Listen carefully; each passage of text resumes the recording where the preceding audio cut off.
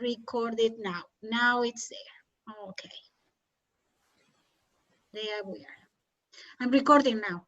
Because the first part of the lesson, I generally don't record that because it's just waiting and let's say, and it's time that is used in a video that it's not worthwhile keeping people watching that.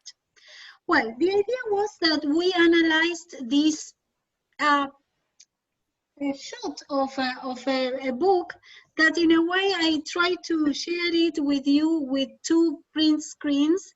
And then I was doing some cleaning at home and I found out that I had the book. So now I'm going to use it. I mean, I know that the pictures will be better next time because I will take them with my camera, okay?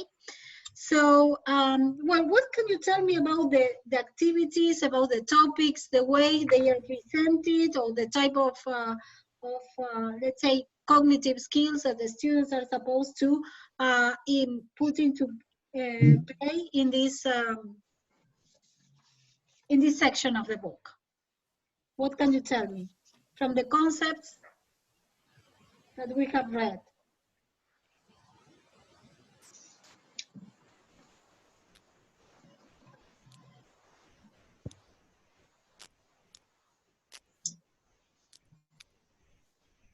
First of all, check the way the first part is, let's say, what can you see at first sight? At first sight, without reading, what can you see?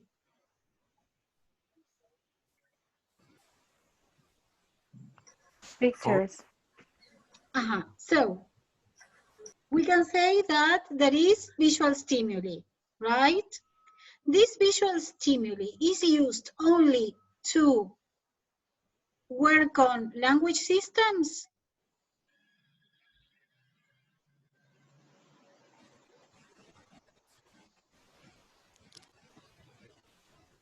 It's also to work on skills. And is there any language system being used or not?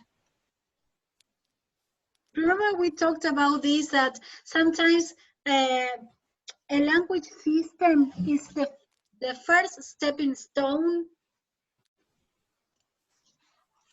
in course books. That is to say, we start by introducing vocabulary and by introducing grammar and then move on to the skills. What do you think?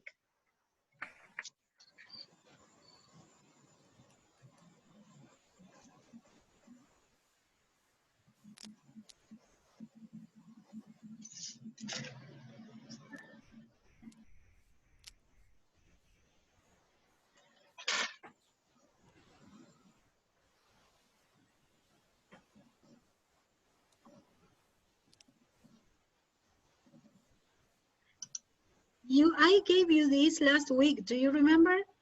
Right? The idea is that you share, because I can do the analysis for you, but it's me doing it. The idea is that you can go over this and recognize concepts. I think that at the beginning you have to deal with vocabulary and then grammar. But would you say, for example, the way that vocabulary is supposed, first of all, this is a revision unit, all right? This is not an introductory kind of, let's say, unit. Can you see that it says that the reference says on top 0.8? What is that? It indicates that in fact it's not unit 1. Why? Because it is the beginning of the book where it is meant to recycle what has been taught previously, right? So there is activation of schemata, right, by means of visual stimuli and also by means of a chart. Can you see that there are categories, as you said, about vocabulary? So you've got a chart where you are supposed to group vocabulary according to categories, such as proteins, carbohydrates, fruits and vegetables, and other, right? Do you think that just by knowing the vocabulary, you can do this task? No. No. You need further knowledge that has to do with types of food, right? So you are integrating something else. And that has to do with the concept that we were developing the other day. Remember that we talked about education? Well, that is education. So it's not just knowing the names of the food. It's knowing what type of food it is. And perhaps giving an opinion and saying when something is healthy or is not considered healthy for a diet. So can you see that we go a bit further? It's not just feeding the students with information about how you say this in English. So there, right, there is discrimination and of course what, let's say, giving opinions, judging, discarding, including, comparing, all those things can play a part in this. And it's a very simple way of doing it. And this book, right, according to the contents that you can see, the language contents, because you saw that there is the zero article, the article, what else? There is what level of language proficiency do you think this is?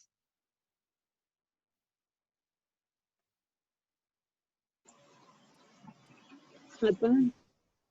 Sorry? Advanced. Advanced. They are more like starters. They are starters. I guess that it is elementary. Because they are supposed to deal with is there, there are, and food. So it is starters, but that doesn't mean, right? I mean, you don't have to get or reach an intermediate level to be able to discriminate food according to, let's say, their components or how healthy the food is. You see?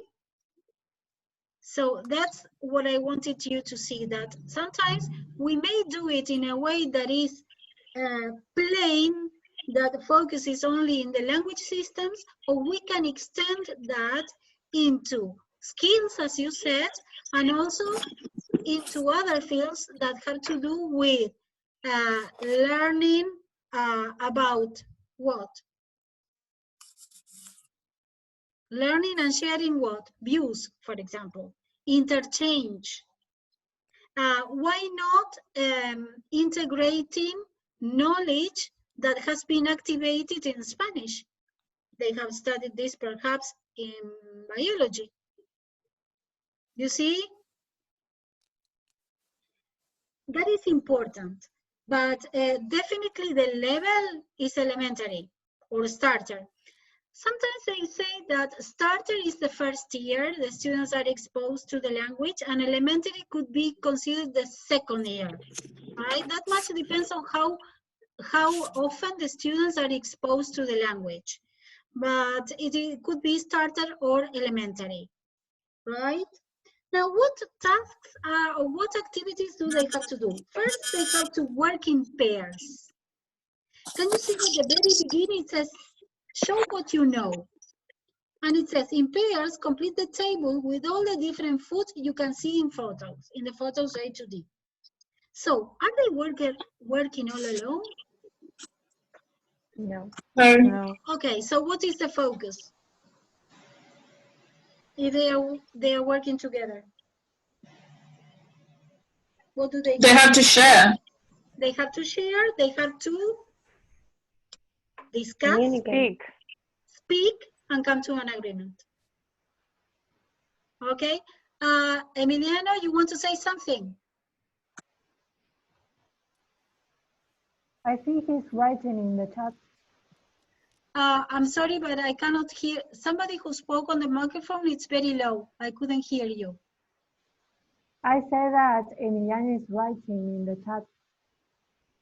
He's writing on the chat. As I am sharing the screen, some of the let's say, functions do not appear, right? That's why. I don't know why, but the chat doesn't appear if I am sharing the screen. Let me check if I can. No. Here it is. Let's see if he has written something.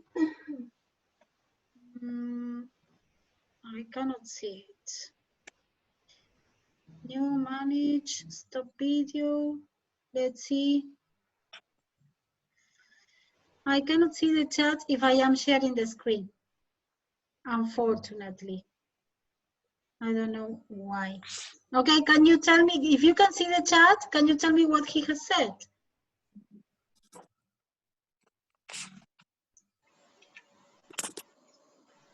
I don't know, maybe his microphone is not working. Well, so I'll stop the share to see if I can, now I can see the chat. For example, now I can do it. Now I can see it. Let's see. It says communication. I haven't got a microphone, it says. All right, yes, there is communication and there is negotiation, right, of meaning. Then later on, you're going to tell me what negotiation of meaning is to you. Then there is a task where the students are supposed to listen to 4 students describing the school lunches. So what skill is being practiced there? Listening. Listening.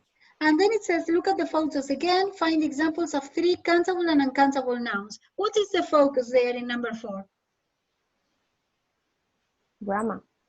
Grammar, a language system.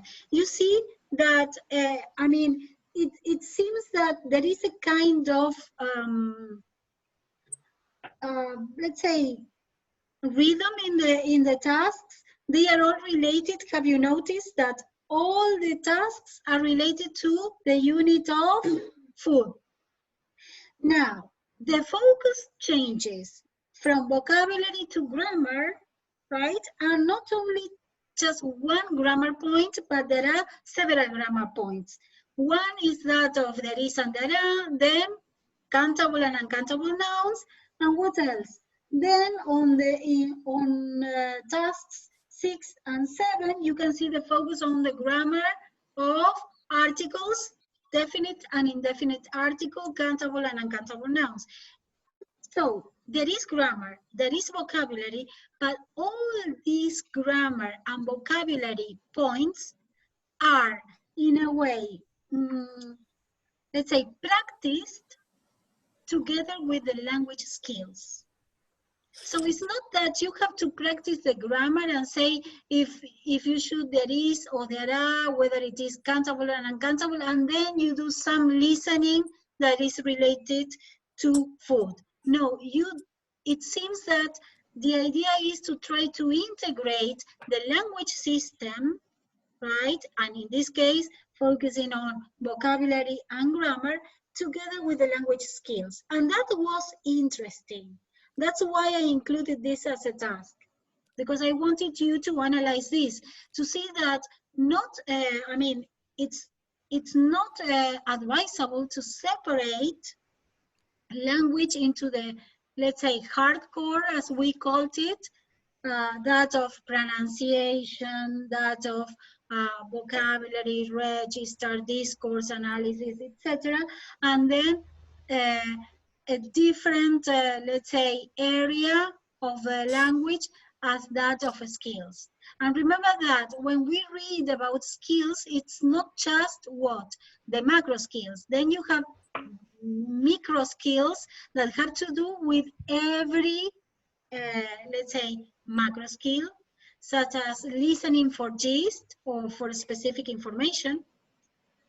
Okay, right? Those would be micro skills within a macro skill, and the same applies to reading, for example, where there is input. Negotiation of meaning or coming to an agreement, it is a skill that you have to develop, right? In speaking, for example, right? But you will study that in didactics. Everything you study in didactics is very important in Seminario de la Práctica Docente. Okay? In fact, the concepts are seen in, let's say, not in a different way, I mean, in real life, right? So this, for example, could be a bite, a reality bite of a course book that the students are given or that you decide to give the students. And why is it that I'm focusing on this textbook? Because perhaps you have to plan a lesson and you have to try to, what? To have in mind language contents, but language skills not separately integrated. And that was the point of this task. Okay? Sandra? Yes. Yes. Sarina has a question in the chat. Oh, sorry. Yes. Oh, yes. Yes. I don't know what she wants to ask. All right. Let's see. Whenever you have a question, there is a function where you can raise your hand. And that appears as a notice on my board, right? And I see the green light and I know that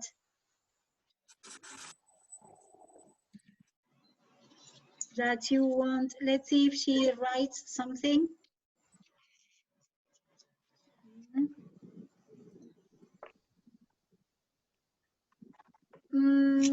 Well, not always. In fact, generally when we start at elementary level, we tend to use what? Colloquial English. So this course goes to the level of cohesion, right? And coherence as analysis. So that is to say, we focus on the fact that the students can express themselves and have, let's say, can follow a thread of coherence as what they produce, or we sort of ask them to, let's say, to put into practice what the use of connectors, example, right? So it's not just that they use topics that are, I mean, their contributions should be relevant, but also should be linked, let's say. I would say that at elementary level, the focus on this course is restricted to that, right? It doesn't mean that we do neglect it. It means that perhaps you need to advance a bit more to think about this course at the level you are thinking of, right?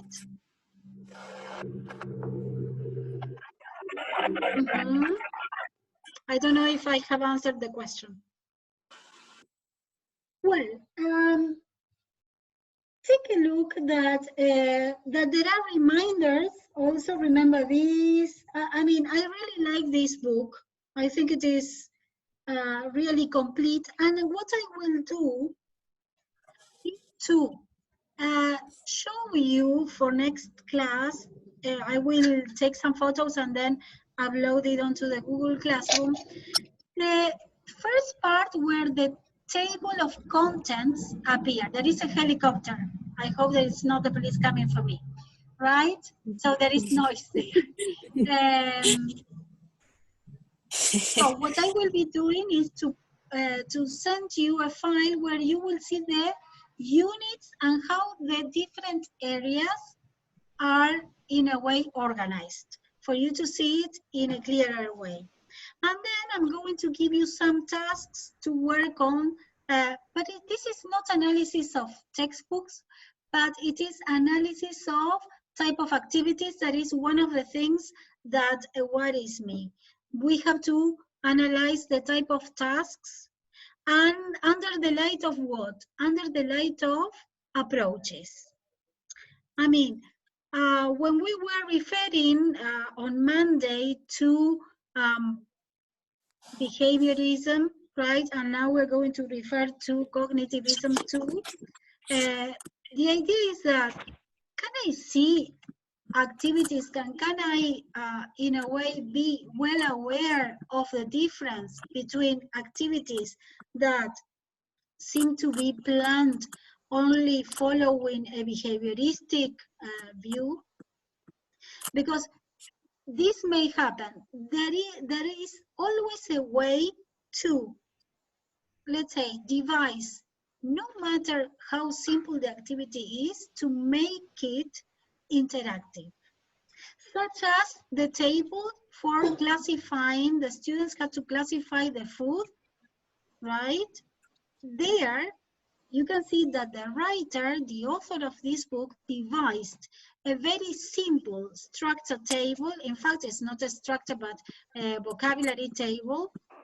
He or she devised it into a communicative one. You see, because the students had visual stimuli, but they had to discuss in order to complete it, right? And it wouldn't take so long. So we're going to see how activities can,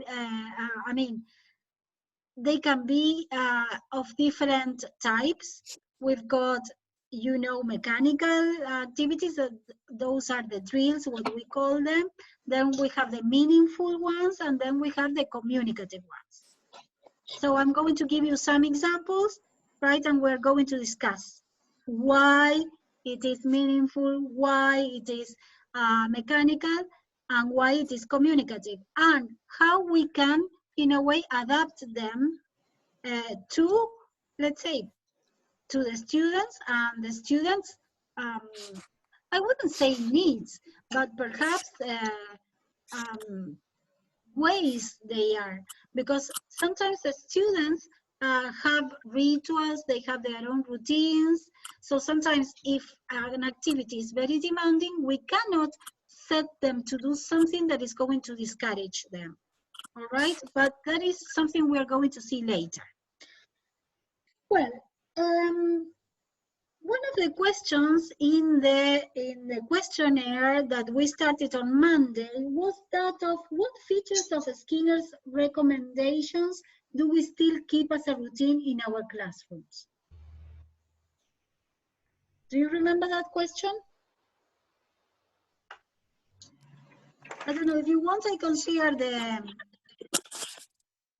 screen with the questionnaire, or let's see, I think I have it somewhere.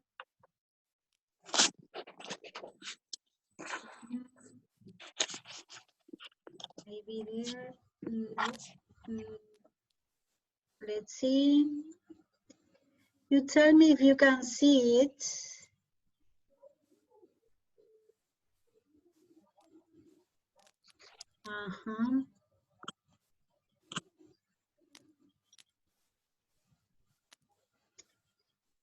I don't think you can. Now I have found it. Let's see. Can you see it?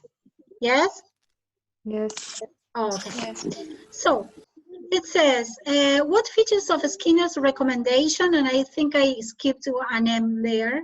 Now I have realized. Do we still keep as a routine in our classrooms? That was developed in the chapter. Can you recall? Something about the activities.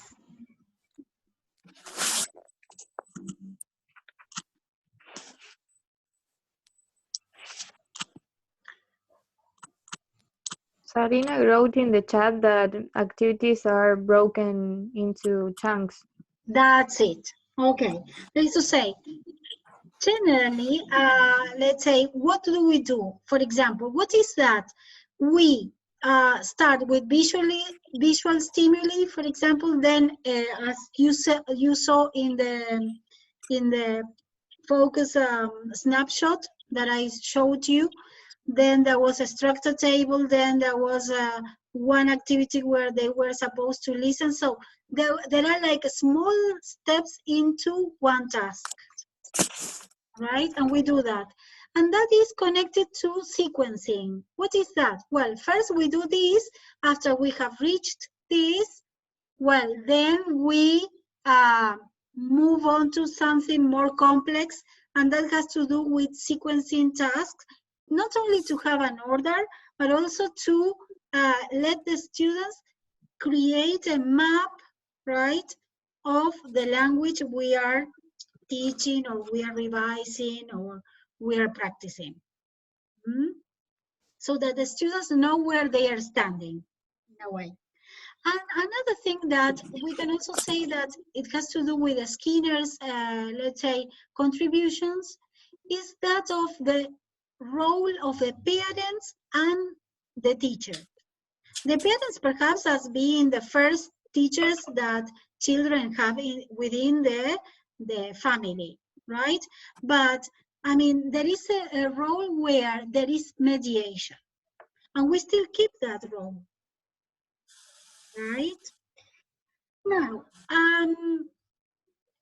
we could say that Skinner's, let's say, studies in a way derived in the English language classroom into what the audiolingual method in a way has been preaching as the best way to learn. And that is of choral repetition, structures, focus on grammar and vocabulary, first grammar, then vocabulary, then integrating them. Those are features of what? Of the audiolingual method. Now, what could be the disadvantages of the audiolingual method? I guess that it has to do with the stimuli. What is a stimuli? The stimuli is artificial. It's always set, it's static. It's not the way the language works, right? That is the purely audiolingual lessons, right? The students were given sentences, and from sentences they had to derive new ones. But they were not based on real language situations. And the interaction between the teacher and the students mostly, let's say, consisted in solving tasks. So the teacher asked a question or expected the students to form a sentence, and the students put up their hands and said their sentences, and that was it. If the sentence was correct, well, the student was supposed to have learned the language. But in fact, how do you know if a student knows the grammar you have taught, the vocabulary you have taught, by using the language in a situation where that structure, that vocabulary is necessary? Okay? Well, in fact, in the audiolingual method, even though grammar played a vital role, there was not much analysis. That is to say, students were given the rule, but there was no intention from the teacher to explain why the language worked in that way. So it was with he, she, it, we put an S, right? For the verbs in the simple present. That's it. And well, remember it and apply it to all your sentences where you use he, she, it, right? And in fact, we may think of a kind of explanation, thinking about the does, right, that appears in the question, that you don't use it in the answer, but the S moves onto the answer. You can sort of work out a kind of explanation for those things, right? But that was not done under the audiolingual method, okay? Which in fact much resembles a natural approach. And of course, well, negotiation of meaning is something completely out of question in the audiolingual method. And the aim, what was the aim of the audiolingual method?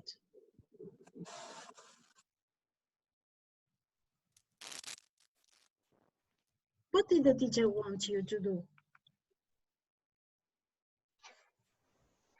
To repeat the structures. That's it, correctly. To repeat the structures and the vocabulary and to use pronunciation correctly. That's it. I wanted accuracy. Now, if you were able to use that language when you needed it in a specific situation that was not in the classroom, well, it's up to you. So learning happens in the classroom, and once I get the accurate response that I was expecting, I think that the learner knows how to use the language. Okay? Well, another question, what about Sorry. I'm sorry, but there are 2 minutes left, and I was wondering whether when this call ends, we have to recall or re-unit to the meeting. No. Oh, okay. We're finishing. Then, what is cognitivism interested in? Anybody? In the mental processes. In the mental processes, how we learn, how the mind works, and how the mind works in terms of memory and intelligence quotient. Right? We're going to go over these questions in the next session, because this is, let's say, a very broad topic, right? That of education and approaches in language teaching and in education too, all right? Because this does not apply only to language teaching, of course, right? Then we're going to talk about the advanced organization and all that, streaming and segregation. But what I'm going to ask you is to finish the chapter 1. That is, you will have to read about constructivism, Brunner, Piaget, right? I don't know if I think Vygotsky, let's say, is mentioned, but then it is analyzed later on in other chapters. So finish chapter 1. There aren't many pages left, all right? And I'm going to prepare some, not questions, I'm going to prepare some sentences that will not be, let's say, complete. And you will have to think of how to finish those sentences with ideas in a sequence. I will follow the sequence, right, of the chapter for you to prepare for Monday. Is that okay? Okay. Yes. On Monday, we will have a longer session. All right? Okay. We will have a longer session, and I will upload, of course, onto the Facebook, everything, but in the Google Classroom too. Okay? And I will try to start using the Google Classroom more often until we can do away with the Facebook.